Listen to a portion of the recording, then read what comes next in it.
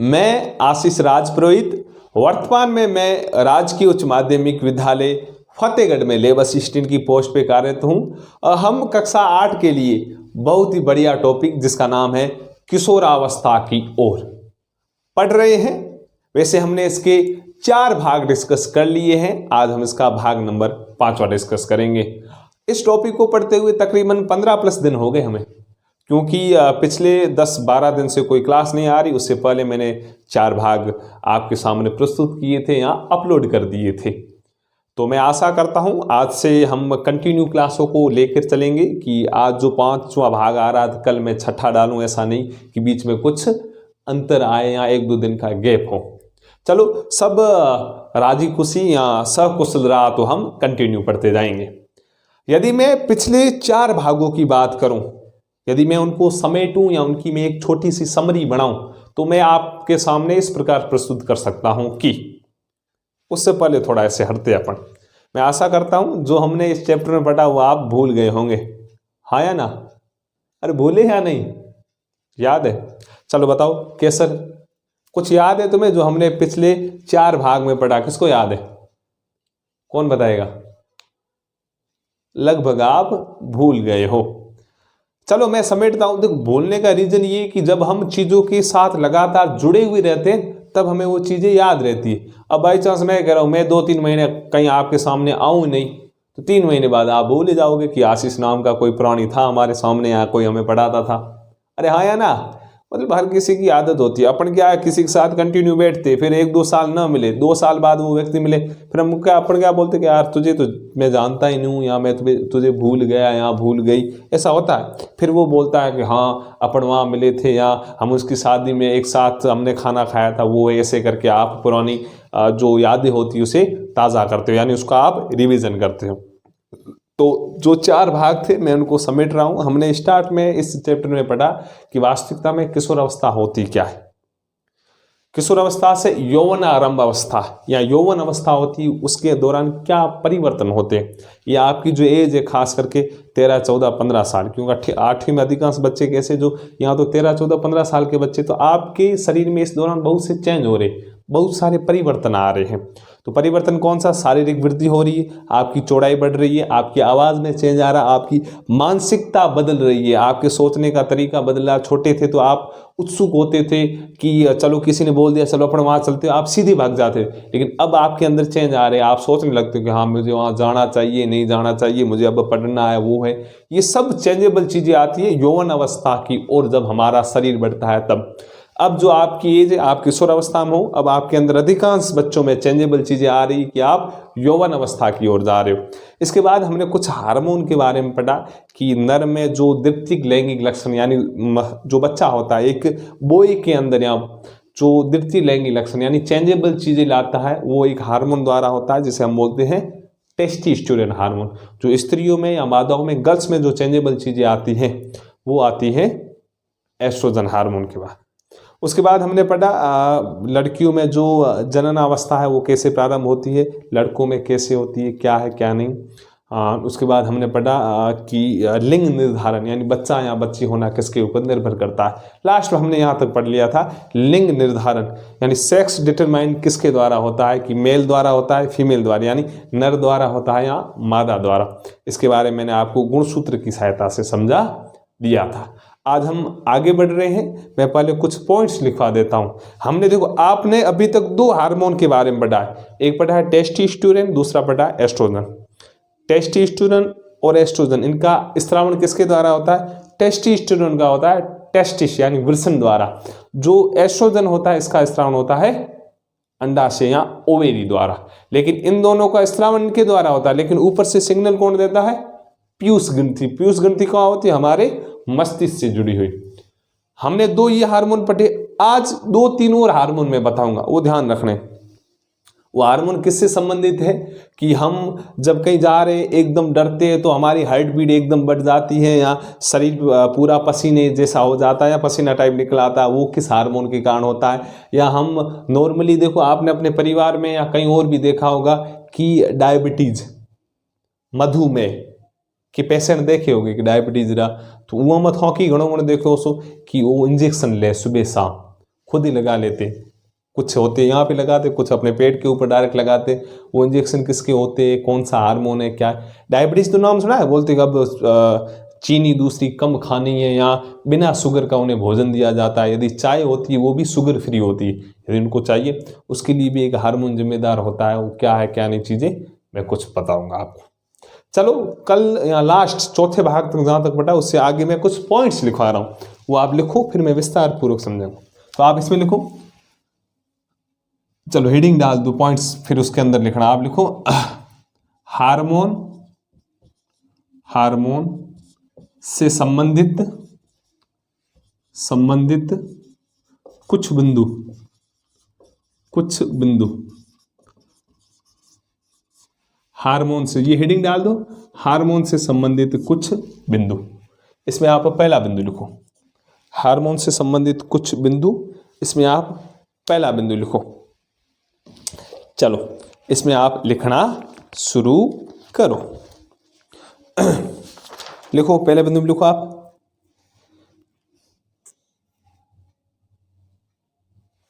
चलो ऐसे लिखो, पीयूष ग्रंथि। पीयूष ग्रंथि लिख लोगे ना आप, वैसे पहले हमने लिखा है पीयूष ग्रंथि के बारे में। पीयूष ग्रंथि ऐसे लिखो, पीयूष ग्रंथि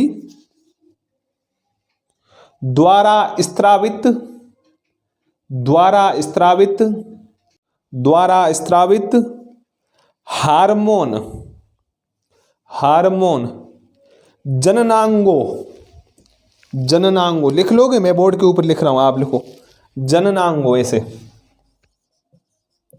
ऐसे लिखना, जननांगों। वापस रिपीट कर रहा हूं, पीयूष ग्रंथि द्वारा स्त्रावित हार्मोन जननांगों को, जननांगों को उनके हार्मोन, उनके हार्मोन उत्पन्न करने के लिए, उत्पन्न करने के लिए उद्दीपित करते हैं, उद्दीपित करते हैं, उद्दीपित करते हैं। लिख लोगे उद्दीपित, ये तो आना चाहिए, 8वीं के बच्चे हो आप। चलो खड़ी पाई लगाकर आगे लिखो, खड़ी पाई लगाकर आगे लिखो। उद्दीपित करते यहां तक लिख लिया, अब आगे लिखो। पीयूष ग्रंथि एक, पीयूष ग्रंथि एक अंतः स्त्रावित ग्रंथि है। पीयूष ग्रंथि एक अंतः स्त्रावित ग्रंथि है। अंतः स्त्रावित लिख लोगे, ऐसे लिखना है, अंतः स्त्रावित लिखना आता है, अंतः स्त्रावित ग्रंथि है जो मस्तिष्क, जो मस्तिष्क से जुड़ी होती है, से जुड़ी होती है, जो मस्तिष्क से जुड़ी होती है। मस्तिष्क यानी दिमाग। पहले आप लिख लो, मैं सब समझा दूंगा। चलो ये लिख लिया, अब आप एक लाइन छोड़कर दूसरा पॉइंट लिखो। पहला हमने पढ़ लिया, दूसरा लिखो। पीयूष ग्रंथि, पीयूष ग्रंथि कोमा वृषण, कोमा वृषण लिख लोगे ना, वृषण पहले हमने लिखा है 1-2 बार। पीयूष ग्रंथि कोमा वृषण एवं अंडाशय, एवं अंडाशय के अतिरिक्त, के अतिरिक्त, के अतिरिक्त हमारे शरीर में, हमारे शरीर में थायराइड, मैं बोर्ड के ऊपर लिख रहा हूं, हमारे शरीर में थायराइड कोमा अग्नाशय comma adrenal, adrenal thyroid comma अग्नाशय कोमा एड्रीनल जैसी कुछ अन्य, एड्रीनल जैसी कुछ अन्य, कुछ अन्य अंतः स्त्रावित, बोर्ड के ऊपर लिख रहा हूं मैं, अंतः स्त्रावित ग्रंथियां पाई जाती हैं, ग्रंथियां पाई जाती हैं, ग्रंथियां पाई जाती हैं। ये था सेकंड पॉइंट, ये था सेकंड पॉइंट।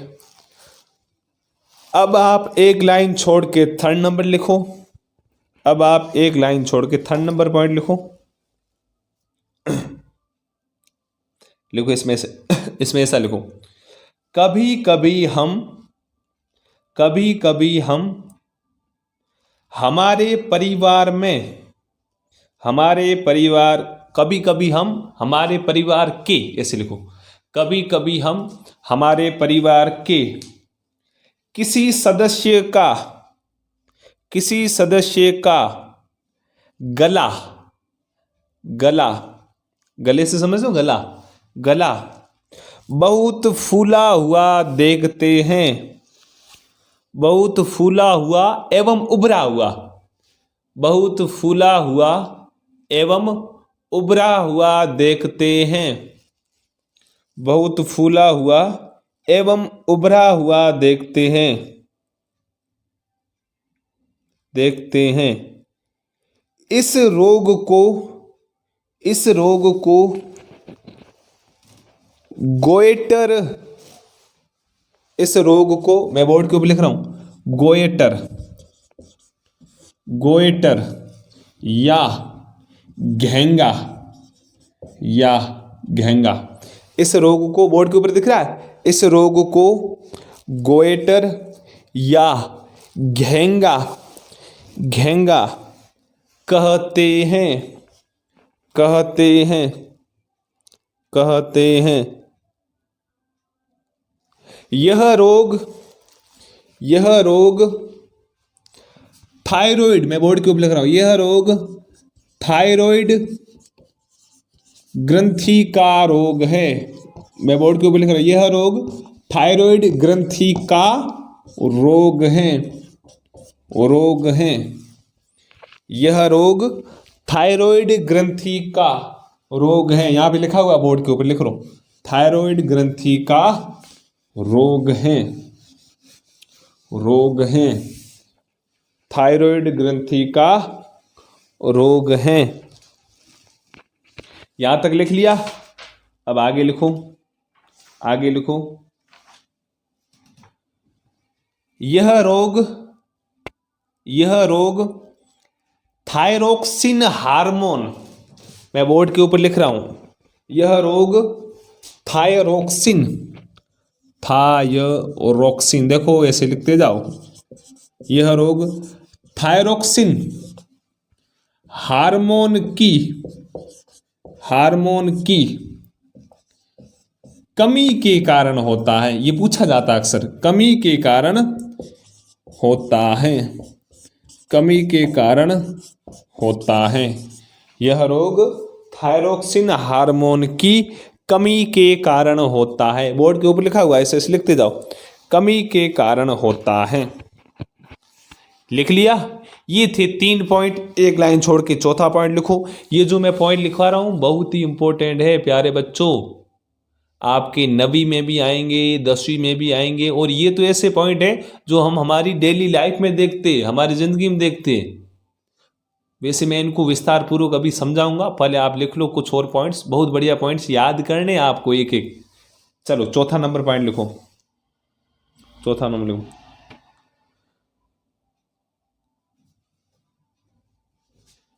चलो लिखो आप, चौथे में से लिखो, कभी कभी हम, कभी कभी हम किसी हॉस्पिटल में, कभी कभी हम किसी हॉस्पिटल में मधुमेह, मैं बोर्ड के ऊपर लिख रहा हूं, मधुमेह, हिंदी में बोलते मधुमेह, ऐसे लिखना, मधुमेह, कोष्ठक में लिख लो इंग्लिश में डायबिटीज, डायबिटीज, डायबिटीज, ऐसे लिखो। कभी कभी हम हॉस्पिटल में मधुमेह, कोष्ठक में लिख लो डायबिटीज, दिख रहा है सबको, डायबिटीज की मरीज देखते हैं, के मरीज देखते हैं, मरीज देखते हैं। इस डायबिटीज रोग का कारण, इस डायबिटीज रोग का कारण, इस डायबिटीज रोग का कारण अग्नाशय, अग्नाशय मैं बोर्ड के ऊपर लिख रहा हूं, अग्नाशय, देख लो ऐसे, अग्नाशय द्वारा, अग्नाशय द्वारा स्त्रावित होने वाले, स्त्रावित होने वाले, अग्नाशय द्वारा स्त्रावित होने वाले इंसुलिन हार्मोन की, तारा लगा देना, बहुत ही इंपॉर्टेंट है, हर परीक्षा में पूछा जाता है, कांस्टेबल पटवारी पटवारी कुछ भी दो, मैंने लेब असिस्टेंट के दिया उसमें भी ये पूछा गया था। जो बच्चे 8वीं 9वीं 10वीं सही ढंग से पढ़ते हैं तो उनकी नौकरी आसानी से लग सकती है, तो ये सब चीजें वापस पूछते हैं। इंसुलिन हार्मोन की कमी के कारण होता है, इंसुलिन हार्मोन की कमी के कारण होता है, कमी के कारण होता है, कमी के कारण होता है। 4 पॉइंट लिख लिए। अब आप 5वां पॉइंट लिखो, अब आप 5वां पॉइंट लिखो, 5वां पॉइंट लिखो आप। एड्रीनल ग्रंथि, मैंने अभी बोर्ड के ऊपर पहले लिखा था वो सेम लिखना है। एड्रीनल ग्रंथि ऐसे हार्मोन स्त्रावित करती हैं, ऐसे हार्मोन स्त्रावित करती हैं जो हमारे रक्त में, जो हमारे रक्त में नमक की मात्रा, जो हमारे रक्त में नमक की मात्रा को संतुलित करता है, को संतुलित करता है। इस एड्रीनल ग्रंथि द्वारा, इस एड्रीनल ग्रंथि द्वारा, इस एड्रीनल ग्रंथि द्वारा एड्रीनलिन, मैं बोर्ड के ऊपर लिख रहा हूं, एड्रीनलिन, इस एड्रीनल ग्रंथि द्वारा एड्रीनलिन नामक हार्मोन, एड्रीनलिन नामक हार्मोन का स्त्रावण किया जाता है, का स्त्रावण किया जाता है तथा यह एड्रीनलिन तथा यह एड्रीनलिन हार्मोन, तथा यह एड्रीनलिन हार्मोन क्रोध,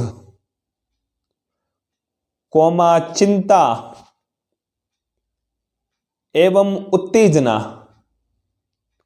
क्रोध कोमा चिंता एवं उत्तेजना की अवस्था में, की अवस्था में तनाव के संयोजन का, तनाव के संयोजन का कार्य करता है, कार्य करता है, कार्य करता है। लिख लिया। अब एक लाइन छोड़ के एक और पॉइंट लिखो, 5वां 6ठा जो भी है वो लिखो आप, लिखो आप। पीयूष ग्रंथि द्वारा, पीयूष ग्रंथि द्वारा वृद्धि हार्मोन, वृद्धि तो लिखे लोगों, वृद्धि यानी बढ़ना, पीयूष ग्रंथि द्वारा वृद्धि हार्मोन, वृद्धि हार्मोन का स्त्रावण किया जाता है, का स्त्रावण किया जाता है जो व्यक्ति की, जो व्यक्ति की सामान्य वृद्धि, जो व्यक्ति की सामान्य वृद्धि के लिए, सामान्य वृद्धि के लिए आवश्यक हैं, आवश्यक हैं,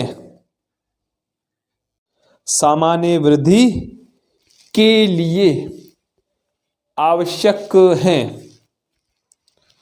आवश्यक हैं। ये थे कुछ हार्मोन से संबंधित बिंदु। चलो, जो बिंदु मैंने लिखा है बहुत ही इंपॉर्टेंट है, 8वीं के हिसाब से इंपॉर्टेंट और आगे भी काम आएंगे। मैं अब इनको विस्तार पूर्वक समझाऊंगा। ये सब मरीज हमें हमारे घर में दिखेंगे, जो मैंने चीज़ें बोली है, जो लिखवाई है, जो चीज़ें कैरेक्टर। अब आप 100% कंसंट्रेट होकर समझने की कोशिश करना, 100% कंसंट्रेट होकर समझने की कोशिश करना। मैं एक एक बिंदु समझा रहा हूं। चलो आओ बोर्ड के ऊपर समझे। देखो, हमारे शरीर में एक ऐसा तंत्र होता है, एक ऐसा सिस्टम होता है जो ऊपर वाले ने बनाया है। भले आप भगवान मानो, अल्लाह, गॉड, वाहिगुरु, जीसस, जो भी, उस ऊपर वाले ने एक ऐसा सिस्टम बनाया है कि कभी कभार क्या होते हैं, कुछ ऐसे भाग होते हैं जहां पर कुछ ग्रंथियों द्वारा कुछ पदार्थों का स्त्रावण किया जाता है। वो पदार्थ रक्त के साथ मिलकर कुछ विभिन्न अंगों तक पहुंचते हैं, यानी कुछ टारगेट बिंदुओं तक पहुंचते हैं और वहां पर वो अपना काम दर्शाते हैं। जो वो पदार्थ जिन ग्रंथियों द्वारा स्रावित होते हैं, यदि वो बिना नलिका के, यानी बिना किसी मार्ग के यदि दूसरे भागों तक जाते हैं, तो इस पूरे सिस्टम को बोलते हैं अंतःस्रावी तंत्र। क्या बोलते हैं? अंतःस्रावी तंत्र। गाने सुन रहे हो? बड़ी आवाज आ रही? इस साइड में किसी का शायद शादी है, किसी मरने में तेरा गीत होया कौन आया ना, तो आप भी सुनो, मैं भी सुन रहा हूँ। समझ में तो आ नहीं रही मुझे। सुन रहे हो? Very good. अब इधर ध्यान दो, देखो कम हो गया आवाज। चलो, अब हम अंतःस्रावी, सिंपली बात है, तुम कंफ्यूज हो रहे होंगे सर अंतःस्रावी क्या है, क्या नहीं। देखो, कुछ हमारे शरीर में ग्रंथियां हैं, ऊपर वाले ने दी, कुछ दिमाग में है, कुछ यहाँ पर, कुछ पेट के आसपास है, कुछ हमारे जननांगों के आसपास है, कुछ ग्रंथियां ऊपर वाले ने बनाई।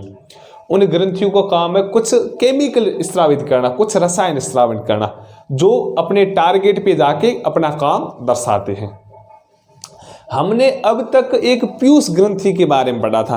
पीयूष ग्रंथि हमारे मस्तिष्क के अंदर पाई जाती है, हम बोलते हैं पिट्यूटरी ग्लैंड। काम आएगी आगे। पीयूष ग्रंथि हमारे मस्तिष्क के अंदर पाई जाती है। पीयूष ग्रंथि को हम बोलते हैं मास्टर ग्रंथि। क्या बोलते हैं? मास्टर ग्रंथि। ऊपर लिख लो, जो आप ऊपर, जो आपकी कॉपी में सबसे ऊपर होता है, आप हेडिंग डालते हो, ऐसे कॉपी है आपकी, कॉपी में ऊपर जब आप पाठ का नाम लिखते हो तो ऊपर यहाँ लिख लो, पीयूष ग्रंथि को हम मास्टर ग्रंथि कहते हैं। लिखो आप, पीयूष ग्रंथि को हम मास्टर ग्रंथि कहते हैं। लिख लिया? जल्दी लिखो। पीयूष ग्रंथि को हम मास्टर ग्रंथि कहते हैं। ये पूछा जाता है, कांस्टेबल दूसरे एग्जाम होते हैं उनमें पूछते, मास्टर ग्रंथि किसे बोलते हैं? तब किसको बोलते हैं? पीयूष ग्रंथि को। अब देखो, हमारे मस्तिष्क के अंदर हमारे दिमाग से जुड़ी हुई एक छोटी सी ग्रंथि, जो लगभग मूंगफली के दाने के आकार की होती है, हमारे मस्तिष्क के अंदर पाई जाती है, मस्तिष्क से जुड़ी हुई होती, उसे बोलते हैं पीयूष ग्रंथि। पीयूष ग्रंथि को हम बोलते हैं मास्टर ग्रंथि। मास्टर क्यों बोलते हैं? क्योंकि बाकी जो हमारे शरीर में पाई जाने वाली अंतःस्रावी ग्रंथियां हैं, कौन कौन सी हमने अभी मैंने बताया, थायराइड है, अग्नाशय है, अधिवृक्क है, वृषण है, अंडाशय है, ये क्या है? हमारे अंतःस्रावी ग्रंथियां। अंतःस्रावी ग्रंथि हमारा मस्तिष्क में पाई जाने वाली पीयूष ग्रंथि भी है, लेकिन बाकी जो मैंने नाम बोले वो भी अंतःस्रावी ग्रंथियां। बाकी जो जितनी भी बची हुई अंतःस्रावी ग्रंथियां, उनके कार्यों का संचालन कौन करती है? उनके कार्यों का संचालन करती है पीयूष ग्रंथि। मैं कह रहा हूं मैं आपका मास्टर हूं, हाँ या ना? नारे थे तो लागू ही मार साहब को लगा। मैं बोलता मैं आपका मास्टर हूं, यानी टीचर हूं। इसका मतलब मैं आपको कंबाइन कर रहा हूं, मैं आपको ऑर्डर दे रहा हूं कि ऐसे बैठना, वो है, आगे बैठो, पीछे बैठो। आप मेरी बात मानते हो, हाँ या ना? वैसे आप तो अच्छे बच्चे हो, इसका मानते हो। 8वीं वैसी क्लास मेरी फेवरेट है, अधिकांश बच्चे पढ़ने वाले हैं। इसका मतलब मैं जैसा जैसा बोल रहा हूं वैसा वैसा आप कर रहे हो। मैं आपका मास्टर। आप क्या हो? आप हो मेरे समान, यानी मैं पढ़ रहा हूं या मैं पढ़ा रहा हूं, तुम भी पढ़ रहे हो। हाँ या ना, मतलब हमारी क्रिया एक जैसी, लेकिन कमांड मैं दे रहा हूं, ऑर्डर मैं दे रहा हूं, तो मैं क्या हुआ मास्टर, आप बचे हुए बाकी चीजें। यानी मैं एक प्रकार से पीयूष ग्रंथि के समान हूं, आप दूसरी अंतःस्रावी ग्रंथियां। यानी मैं जब तक ऑर्डर नहीं दूंगा आप कुछ नहीं करोगे। इसका मतलब पीयूष ग्रंथि ऊपर से ऑर्डर देती है। किसको देती है? कभी कभार थायराइड ग्रंथि को देती है, जो हमारे गले के पास पाई जाती है। कभी कभार हमारे अग्नाशय यानी हमारे पेट में पाई जाने वाली एक ग्रंथि, उसको ऑर्डर देती है। कभी कभार अधिवृक्क ग्रंथि या एड्रिनल ग्रंथि, मैंने अभी बोला, उसको ऑर्डर देती है। एड्रिनल ग्रंथि कहाँ पाई जाती है? एड्रिनल ग्रंथि पाई जाती है हमारी किडनियों के ऊपर। कभी कभी हमारे वृषण या टेस्टिस, जो अपने आप में अंतःस्रावी ग्रंथि की भांति काम करते हैं, उनको ऑर्डर देती है कि तुम इस चीज का स्राव करो, वो करो, ऐसे करो, ऐसे। इस कारण हम पीयूष ग्रंथि को क्या बोलते हैं? मास्टर ग्रंथि। ये समझ में आया? अब मैं पॉइंट जो मैंने लिखा है वो समझा रहा हूं। वो मैंने क्या लिखा है आप देखो, मैंने आपको पहला पॉइंट यही लिखवाया, पीयूष ग्रंथि एक अंतःस्रावित ग्रंथि है जो मस्तिष्क से जुड़ी रहती। सीधी बात है, एक अंतःस्रावी ग्रंथि जो कहाँ जुड़ी होती है? हमारे मस्तिष्क से, ब्रेन से। फिर आगे मैंने लिखा है पीयूष ग्रंथि के अलावा, आगे से लिखा, पीयूष ग्रंथि वृषण एवं अंडाशय के अतिरिक्त हमारे शरीर में थायराइड, अग्नाशय एवं एड्रिनल जैसे कुछ अन्य अंतःस्रावी ग्रंथियां पाई जाती है। अब मैं आपको बोलूं कि हमारे शरीर में पाई जाने वाली किन्हीं 4 अंतःस्रावी ग्रंथियों के नाम लिखो, तब तुम क्या लिखोगे? सर, पीयूष ग्रंथि एक अंतःस्रावी ग्रंथि है, वृषण अंतःस्रावी ग्रंथि है, अंडाशय अंतःस्रावी ग्रंथि है, अग्नाशय अंतःस्रावी ग्रंथि है, थायराइड अंतःस्रावी ग्रंथि है, और एड्रिनल, ये भी क्या है? अंतःस्रावी ग्रंथि। आपको तो 5 से याद है, पूछा जाता है 1-2 के नाम लिखो, तो आपको याद होने चाहिए। यहां तक मैंने लिखा है। फिर मैंने लिखवाया कि हम कभी कभार अपने घर में, आपने देखा होगा, आपको भी हुआ होगा, मुझे तो बहुत बार हुआ, हम क्या देखते, कभी कभार हमारी ये वाला भाग थोड़ा फूल जाता है या उभर जाता है। अरे देखा या ना देखा? फिर बोला ही नहीं जाता, बहुत दर्द होता है, पछे अपने घर आ रखी चिपड़े लावे मेडिकल में, पछे चिपावे अपने, ज्यो ज्यो सही वे वो चिपड़े अपने आप उतरते जावे। अरे प्रयोग किया हो नहीं किया? नहीं की था यहाँ की, सुबह उठे थारे ज्यो दुखण आया उभरिया, थार मम्मी कहे से कर पानी उनो करे, मैं लूण को नाखे गुरा कुल्ला कर की गे यहाँ गा किया वसु था, फिर बाहर थूकता रहा, पछे 2-4 दिन किया, अपने आप सही हो गयो। ईर मतलब ये वाला भाग उभरा क्यों भेला? क्योंकि हमारे गले में एक ग्रंथि पाई जाती है, अंतःस्रावी ग्रंथि, जिसका नाम है थायराइड ग्रंथि। क्या है? थायराइड ग्रंथि। इस ग्रंथि को काम करने के लिए एक पदार्थ की आवश्यकता होती है, जिसे हम बोलते हैं नमक। क्या बोलते हैं? नमक या आयोडीन।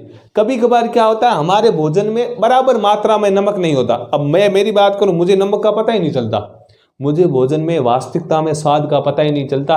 कोई साथ में बैठा वो बोलता है भाई नमक कम है, आओ तू नाख, वो बोलता है नमक ज्यादा, चलो ज्यादा। मुझे वास्तविकता में ज्यादा का तो पता चल जाता है कि हाँ घणो खारो हो तो ध्यान पड़े, लेकिन ज्यादा कम होता है, मुझे वास्तविकता में पता नहीं चलता। तो कभी कभार क्या होता है, हमारे भोजन में लगातार कंटिन्यू यदि नमक यानी आयोडीन की कमी है, तो ये थायराइड ग्रंथि अपना सही ढंग से काम नहीं करती, क्योंकि इसको काम करने के लिए आयोडीन की आवश्यकता होती है। जब लगातार आयोडीन यानी नमक की कमी होती है, काम नहीं कर पाती, तो ये थायरोक्सिन हार्मोन का स्रावन नहीं कर पाती। जैसे ही थायरोक्सिन हार्मोन का स्रावन नहीं कर पाती, तो ये वाला भाग थोड़ा उभर जाता, फूल जाता, वो ये वाला भाग दर्द करने लगता है। तो हम क्या करते, हम नमक की कुल्ली करते हैं, हाँ या ना? जैसे नमक की कुल्ली करते, कुछ नमक इसके संपर्क में आ जाता है, या बाहर से कुछ हम ट्रीटमेंट लेते हैं मेडिकल पे जाके, जो गोलियां लेते वो भी आयोडीन युक्त या नमक युक्त होती है। तो ये तो चीजें देखी होगी। अब आपको बोल दें ये वाला भाग उभर जाता है, इस रोग को क्या बोलते हैं? हम बोलते हैं गोइटर या घेंगा। गोइटर तो आपने आज सुना, लेकिन घेंगा तो सुना होगा। घेंगा रोग किसके कारण होता है? तब बोलेंगे सर आयोडीन यानी नमक की कमी के कारण। नमक की कमी से क्या होता है? तो हमारी थायराइड ग्रंथि थायरोक्सिन हार्मोन का स्रावन नहीं कर पाती सही ढंग से, तब ये वाला भाग फूल जाता है। आया समझ में? चलो 2 चीजें। अब थोड़ा और आगे बढ़ते हैं। अब इसके बाद मैंने आपको लिखवाया, कभी कभी आपने किसी हॉस्पिटल में डायबिटीज या मधुमेह के पेशेंट देखे। हॉस्पिटल में क्या आप अपने घर में देखे होंगे। हालांकि अब वर्तमान अपना बूढ़िया में बीमार नहीं होते, बीपी शुगर होते, मधुमेह बोलो, डायबिटीज बोलो या शुगर, सेम है। तो आप ऐसा करो, जो मैंने मधुमेह या डायबिटीज लिखा है तो पास में उसमें लिख लो आप शुगर। शुगर तो सबने नाम है, आप ये बाना ये माना शुगर गुड़ ये शुगर दवाई ले, ये तो था सुनो सो, हाँ या ना। देखो अब ये शुगर होता कैसे, पहली चीज है कि अपने शरीर में एक ग्रंथि पाई जाती है जो है अंतःस्रावी ग्रंथि, जिसका नाम है अग्नाशय। क्या नाम है? अग्नाशय। इंग्लिश में हम बोलते हैं पैनक्रियाज। इस अग्नाशय ग्रंथि द्वारा एक हार्मोन का स्रावण किया जाता है जिसे हम बोलते हैं इंसुलिन। क्या बोलते हैं? इंसुलिन। पूछा जाता है, याद रखना है, जो को मैं पॉइंट लिखा है इंपॉर्टेंट है, पहले कौन भले भगवान। इसके द्वारा इंसुलिन का स्रावण किया जाता है। किसके द्वारा? अग्नाशय द्वारा। लेकिन कभी कभी क्या होता है, अग्नाशय की कोशिकाओं के द्वारा इंसुलिन का सही ढंग से स्रावण नहीं किया जाता। इस कारण हमारे शरीर के रक्त के अंदर ग्लूकोज का स्तर बढ़ जाता है। ग्लूकोज मतलब खांड, चीनी, शुगर, यही तो है। कभी कभी हमारे रक्त में इस इंसुलिन की कमी के कारण शुगर का लेवल यानी चीनी का लेवल बढ़ जाता है, जिसके कारण हमें क्या हो जाती? डायबिटीज या मधुमेह। तभी तो डॉक्टर बोलता है कि मधुमेह के जो मरीज है वो बाहर से चीनी दूसरी नहीं लेंगे, चीनी कम खाओ, क्योंकि जैसे अब एक तो अपने आप में बढ़ ही रही है रक्त के अंदर, जैसे जैसे चीनी बढ़ेगी नुकसान पहुंचाती है। तो कम कैसे होती है? यदि इंसुलिन मिलता रहे। तो अग्नाशय सही ढंग से काम नहीं कर रहा है तो इंसुलिन मिलता नहीं है, फिर ये बीमारी और बढ़ती है, अंत में व्यक्ति मर जाता है। और कुछ ऐसे पेशेंट होते मैंने देखे, वो क्या करते, छोटे छोटे इंजेक्शन आते, वो अपने पेट के ऊपर खुद डायरेक्ट लगा लेते, एक सुबह लगाते एक शाम को। वो इंजेक्शन किसके होते हैं? इंसुलिन के। यदि आप पेशेंट देखो तो आप बोल सकते हो ये जो अभी इंजेक्शन लगवा रहा है, आपने देखा होगा अपने परिवार में किसी, भगवान करे किसी के हो ना, यदि देखा, मैंने एक दो जनों के देखा है, तो अपने क्या बोलते हैं, ये इंजेक्शन किसके लगा रहा है? तो ये इंसुलिन के लगा रहा है। क्यों लगा रहा है? क्योंकि यार इसकी जो अग्नाशय अंतःस्रावी ग्रंथि है वो सही ढंग से काम नहीं कर रही। यदि वो काम करती तो इंसुलिन वो खुद दे देती, अब वो कम काम कर नहीं रही, हम बाहर से इंसुलिन ले रहे। यह है समझ में? तो ये पूछा जाता है डायबिटीज या मधुमेह या शुगर किसकी कमी के कारण होती है? तब हम बोलते हैं इंसुलिन हार्मोन की कमी के कारण। यह आया समझ में? अब आगे एक और मैंने पॉइंट लिखा है कि हमारे शरीर की जो किडनियां होती हैं, कितनी किडनी है? 2 है। हमारे शरीर में 2 किडनियां होती हैं। हमारी शरीर की किडनियों के ऊपर 2 ग्रंथियां पाई जाती है, 2 ग्रंथियां पाई जाती है, जिसे बोलते हैं एड्रीनल ग्रंथि या हिंदी में बोलते हैं अधिवृक्क ग्रंथि। अधि का मतलब ऊपर, वृक्क यानी किडनी। किडनी के ऊपर जो पाई जाने वाली ग्रंथियां, ऐसे किडनी होती है इसके ऊपर लेपी हुई होती है, किडनी के ऊपर जो ग्रंथियां होती है उसे बोलते हैं एड्रीनल ग्रंथि। किडनी के ऊपर जो पाई जाने वाली ग्रंथियां। अब इन एड्रीनल ग्रंथि द्वारा एक हार्मोन का स्रावण किया जाता है जिसे बोलते हैं एड्रीनलिन हार्मोन। याद रखना है, एड्रीनल ग्रंथि कहाँ पाई जाती है? हमारी किडनियों के ऊपर। इसके द्वारा किसका स्रावण किया जाता है? एड्रीनलिन हार्मोन का। एड्रीनलिन हार्मोन का। इसके द्वारा एड्रीनलिन हार्मोन का स्रावण किया जाता है। ये एड्रीनलिन हार्मोन हमारे रक्त में नमक का या कुछ लवणों का संतुलन करता है। यानी कभी कभार हमारे शरीर में, हमारे रक्त के अंदर लवण ज्यादा हो गए, उनको कम करना तो ये करेगा, यानी संतुलन बनाए रखने का काम ये करता है।